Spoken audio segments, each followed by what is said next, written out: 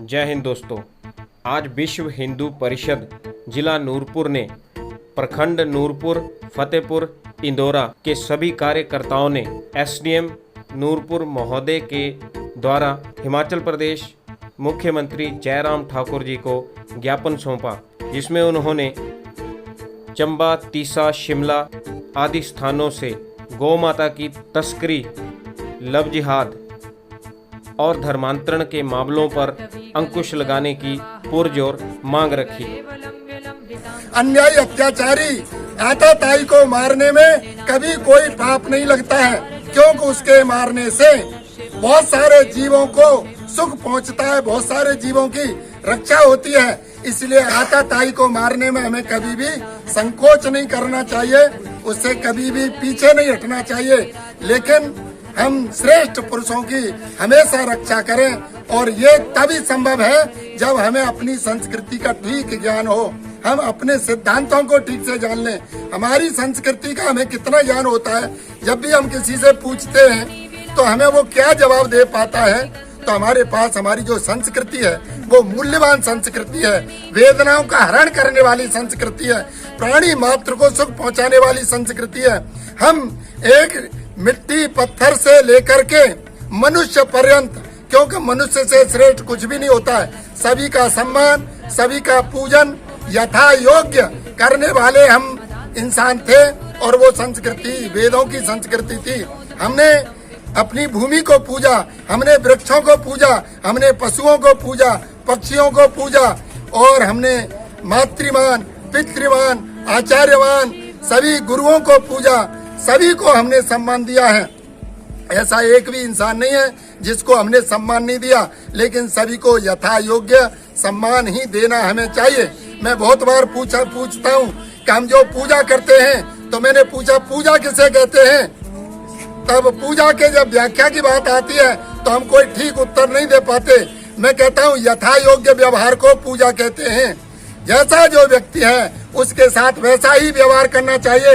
एक भूखे को भोजन देना पेट पूजा है, एक विद्वान को सम्मान देना विद्वान की पूजा है। अगर आतताई और चोर दुष्ट आ जाता है, उसकी पीठ पर लठ बजाना, उसे डंडों से पीटना या गोली मारना, ये उसकी पीठ पूजा है।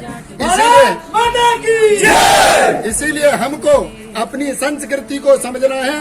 हमने जो भ्रम पाल लिए हैं, हम जाकर के कब्रों पर भी हम जाकर के साईं बाबा की और उनकी मूर्तियां हैं, उन पर जाकर के मत्था टेक रहे हैं। जिन्होंने हमारी इज्जतों को लूटा, हमारी सब व्यवस्थाओं को बिगाड़ा, आज हम फिर भी वहां जाकर के मत्था टेक रहे हैं। हमें क्या जरूरत है उन पर जाने की। हमारे पास 33 कोटि देवता हैं, कोटि का अर्थ 33 प्रकार के देवी देवता हैं। फिर हम उनको छोड़ करके हम कब्रों पर क्यों जा रहे हैं? क्या हमारे देवताओं में सामर्थ्य कम हो गई है? हमारी जरूरतें वहाँ पूरी नहीं हो रही है। और परमात्मा तो न्यायकारी है और दयालु भी है, बिना मांगे ही सब कुछ देता है। लेकिन हम लेने की विधि भूल गए हैं और हम शोर मचा रहे हैं। जहाँ भी जाओगे परमात्मा सबको देगा ही देगा। परमात्मा कभी भी पक्षपात नहीं करता है, लेकिन हम अपनी संस्कृति को नहीं समझ रहे। इस कारण से ये सारी व्यवस्थाएं बिगड़ रही हैं। हमें कब्रों पर जाकर के मत्था टेकने की जरूरत नहीं है। हम अपने इतिहास को जाने, अपने ऋषियों की परंपरा को जाने। और ऋषि जो होते थे वो हमारी सारी बातों को सूत्र रूप में, मैंने कल एक बच्चे से पूछा था, मैंने कहा ऋषि और विद्वान में क्या अंतर है? लेकिन बच्चे तो मोबाइल के अलावा कुछ जानते नहीं है, मोबाइल ही चलाते रहते हैं, तो उसने कोई जवाब नहीं दिया। मैं कहता हूँ ऋषि रिसर्च कर्ता को कहते हैं, जो बहुत विशाल बात को, ताड़ जैसी बात को तिल के रूप में, एक बीज रूप में कह दे, उसको ऋषि कहते हैं। और जो बीज जैसी बात को आम जनता को समझा दे, उसको विद्वान कहते हैं। मतलब बीज से बात को पूरा स्पष्ट करके समझाने की सामर्थ्य रखता है, वो विद्वान है। और जो इतनी विशाल बात को सूत्र रूप में कह देता है, वो ऋषि है। तो हमारा देश ऋषियों का देश है। सूत्र रूप में सभी व्यवस्थाएं ऋषियों ने दी हैं, लेकिन हमने अपनी ऋषियों की व्यवस्था को नहीं समझा। इसीलिए उन्होंने इशारे किए थे, सूत्र दिए थे, हमने उनके अर्थ के अनर्थ कर दिए। उल्टे अर्थ लगा करके आज हम पता नहीं क्या क्या पूजा करते फिर रहे हैं और सही पूजा को अपने पिता को नहीं पूज रहे, अपनी माता को नहीं पूज रहे, अपनी गौ माता को नहीं पूज रहे, अपनी धरती माता को नहीं पूज रहे और पता नहीं कहाँ का मत्था टेकने में लगे हुए हैं। तो जब तक हम अपनी माँ को, अपने पिता को, अपने गुरु को, अपनी गौ माता को, अपनी धरती माता को नहीं पूजेंगे तब तक हमारा देश समृद्ध नहीं हो सकता, उन्नत नहीं हो सकता, अपनी संस्कृति की रक्षा नहीं हो सकती। इसकी जरूरत है कि हम इस सही संस्कृति को जाने और इसको समझने के लिए हम अपना अमूल्य समय लगा करके थोड़ा गहराई से समझने का प्रयास करें। वेद हमेशा संदेश देते हैं कि हम तर्क पूर्वक समझ करके ही उन बातों को स्वीकार करें, आंख बंद करके स्वीकार ना कर लें। जो भी बोला गया है वो सत्य है, ऐसा नहीं। मंथन करना, ज्ञान प्राप्ति के 4 स्तंभ हैं। पहले श्रवण, दूसरा मनन, तीसरा निधिध्यासन और चौथा साक्षात्कार।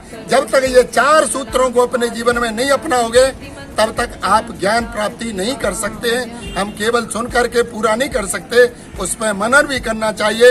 अगर अनुकूल है तो अपने जीवन में भी लाना चाहिए और उसके बाद में हम जब जीवन में उतर जाएगा तो जो परिणाम आएंगे वो साक्षात्कार होगा, उसमें सबका भला होगा। और आज स्थिति ये बढ़ रही है, अभी अभी मेरे पास कई जगह से सूचना आई, हमारे युवा भाई 2-3 भाइयों के अभी मेरे पास फोन आए, +2 में पढ़ रहे थे, कोई बड़ी आयु नहीं थी, फांसी लगा करके जीवन लीला समाप्त कर दी क्योंकि माइंड इतना खिंच गया है।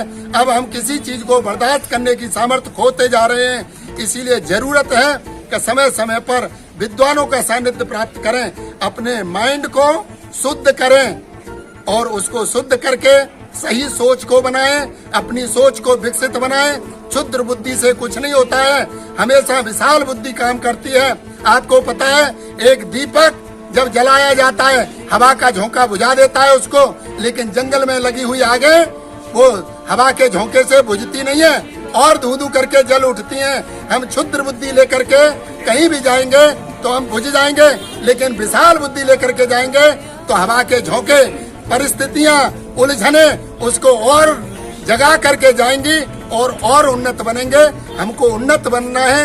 वेद एक एक संदेश में बहुत गहरे संदेश देता है कि हम अपनी बुद्धि को कैसे विकसित करें, जीवन के मूल्यों को समझें और जीवन के यथार्थ को जान करके हमारी संस्कृति सबसे श्रेष्ठ थी, सबसे श्रेष्ठ है और सबसे श्रेष्ठ रहेगी। इसके लिए हमने कहा कि समय मिलने पर फिर आपको बताएंगे कि हमारी संस्कृति का कितना मूल्य है। इति ओम शांति। भारत माता की जय, भारत माता की जय, भारत माता की जय।